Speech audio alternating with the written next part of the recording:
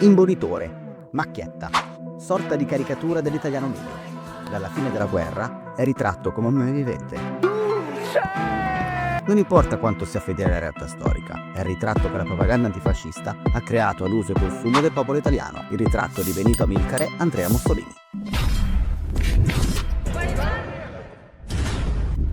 M, il figlio del secolo, è un libro scritto da Antonio Scurati, uscito nel 2018. Un successo, tanto da vincere il premio Strega. Del resto, il premio è un emblema dell'egemonia culturale della sinistra italiana, che non poteva perdere occasione per assegnarlo a un autore così dichiaratamente antifascista. Da questo libro, nel frattempo divenuto una quadrilogia, Sky ha tratto una miniserie omonima, affidando la sceneggiatura a Stefano Bises, la regia a Joe Wright e il ruolo di protagonista a Luca Marinelli. Povero Marinelli, ci ha tenuto a sottolineare quanta sofferenza gli abbia causato vestire i panni del duce. Cinematograficamente parlando, la miniserie è indubbiamente bella. La fotografia è efficace e il ritmo delle immagini si sviluppa con un montaggio ben cadenzato. Costumi e ambientazioni ritraggono efficacemente l'atmosfera del ventennio, restituendo un'immagine pienamente godibile e suggestiva. Mussolini ci parla direttamente, attraverso uno sfondamento della quarta parete continuo, una sorta di monologo dialettico con lo spettatore. Peccato però che questo lo trasformi in una sorta di stand-up comedian, una macchietta tragicomica su un palcoscenico coperto di fango. Ogni scena sembra quasi avere un unico fine: ridicolizzare Duce e Camerati. Noi che abbiamo spinto a carca troia, noi che abbiamo preso a calci il paese in guerra. Un accento emiliano e una mimica talmente esagerata da ricordare il ben noto Fascisti su Marte di Corrado Guzzanti. Di romanissimo autunno siamo qui alla presenza dei conti Moffa, Buffo e Molliconi a difendere la satira.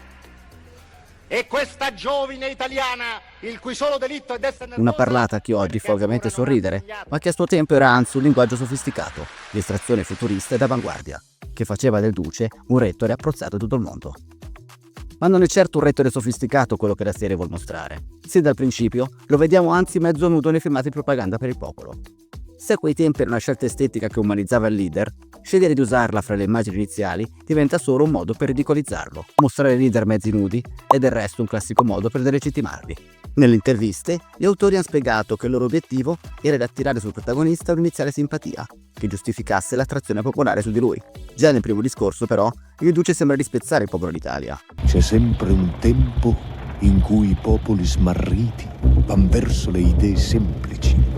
E con il materiale scadente, con l'umanità di risulta, con gli ultimi che si fa la storia. Pensare che questo atteggiamento possa portare a una simpatia popolare palesa la totale incomprensione che gli autori hanno sui sostenitori del Duce, che nel film vengono rappresentati come dei semplici rissaioli di periferia, teppistelli da stadio, hooligans ante litteram, che non perdono occasione per vendere le mani. Ma siamo certi che il fascismo fosse davvero solo quello? Dai filosofi passando per letterati come Pirandello, Ungaretti, poeti come Marinetti e pittori come Boccioni, il mondo culturale del tempo era in gran parte fascista o simpatizzante fascista. Persino Togliatti, leader dei comunisti e futuro antifascista, nel 1936 invitava l'alleanza coi Camerati. Ed è così che anche gli intellettuali divengono vittima delle distorsioni registiche e meritano di venire ritratti come se fossero delle maschere della commedia dell'arte. Ne è un perfetto esempio il ritratto che ci viene dato di Gabriele D'Annunzio, eroe di guerra e stimatissimo poeta del decadentismo italiano. Nel film è solo un egocentrico megalomane. Si tocca l'apice del ridicolo quando si arrivano a valutare le sue dimensioni falliche. Certo che sono geloso. Si dice anche che abbia un... Non è possibile. Ci ha messo una melanzana a casa. Per non parlare di Filippo Tommaso Marinetti, icona del futurismo, principale contributo italiano all'avanguardia artistica di inizio secolo, trasformato nel film in una sorta di eccentrico clown. Restiamo quindi un po' dubbiosi su questa rappresentazione del Duce del ventennio. Siamo un po' stanchi di vederlo rappresentato in questo modo macchiettistico e superficiale, e non certo perché ne siamo simpatizzanti o nostalgici. Semplicemente la volontà di denigrare il personaggio sovrasta la volontà di raccontarne la storia. Proviamo ad esempio a fare un rapido confronto con la miniserie diretta da Gianluigi Calderoni, Il giovane Mussolini. Il protagonista era allora interpretato da Antonio Banderas, e ci si era valsi dell'apporto critico di Renzo De Felice, tra i maggiori stoggi sul ventennio allora in circolazione. Pur esasperando anch'essa alcuni elementi caratteriali, come il rapporto con le donne e il suo innegabile ego, il ritratto appariva estremamente veritiero. Il pensiero rivoluzionario del giovane Benito era onesto, ereditato dal padre socialista e dai lavori umili di gioventù, così come il suo interesse per la cultura, per la poesia o la passione per il violino.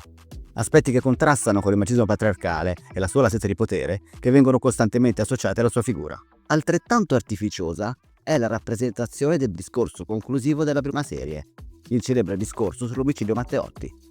In questo caso è possibile paragonarla all'interpretazione data da Mario Adorf, con doppiaggio di Ivo Garrani, nel celebre Il diritto Matteotti.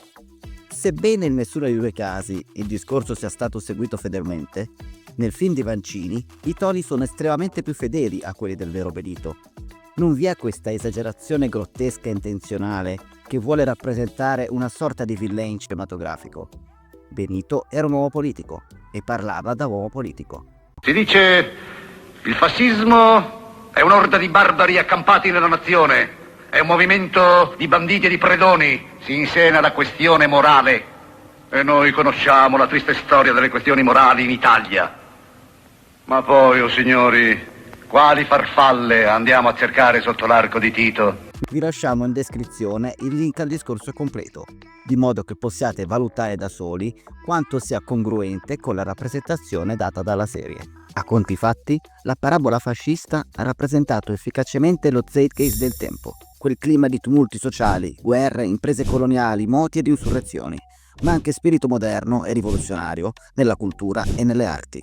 Ogni paragone con l'Europa di oggi non è che una forzatura strumentale. Noi viviamo in una società che non mette mai in discussione l'importanza dei diritti, della democrazia e della libertà, e che soprattutto rifiuta la violenza in ogni sua forma. Del resto, i giovani allora erano reduci di guerra. Noi non facciamo più nemmeno il servizio civile. Servizio civile? Ma io non voglio andare al servizio civile, Il problema principale di questa serie è che punta a mostrare ai giovani cos'era il fascismo e lo fa semplicemente ridicolizzandolo ed esasperando o inventando discorsi mai avvenuti. Un movimento che nel bene e nel male ha influenzato la politica mondiale. Andrebbe analizzato politicamente, non ideologicamente. Se è giusto condannare i crimini che il fascismo ha commesso, troviamo altrettanto criminale l'assassinio a sangue freddo di un leader che era ancora amato da buona parte del popolo italiano, ma soprattutto la sua disgustosa messa in mostra di Piazzale Loreto. Eppure vi è un'ampia parte della società che tutt'oggi la glorifica. E lo stesso fa la serie, strizzando l'occhio a quel Mussolini a testa in giù che tanto piace ricordare anche a chi si definisce pacifista e democratico.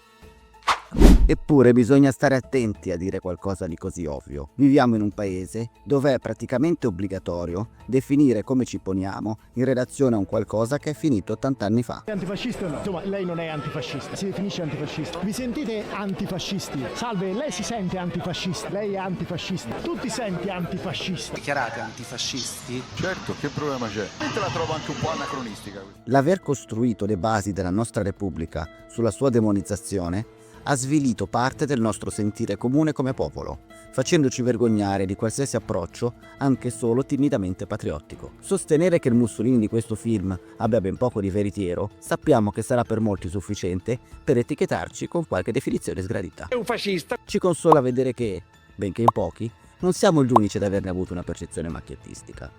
Se anche voi ritenete che il ventennio andrebbe finalmente giudicato in modo obiettivo, senza celebrarlo o condannarlo ideologicamente, ma valutandone le cause e gli effetti avuti nella società, fatecelo sapere nei commenti. E già che ci siete, iscrivetevi al canale. O preferite manganello e olio di ricino?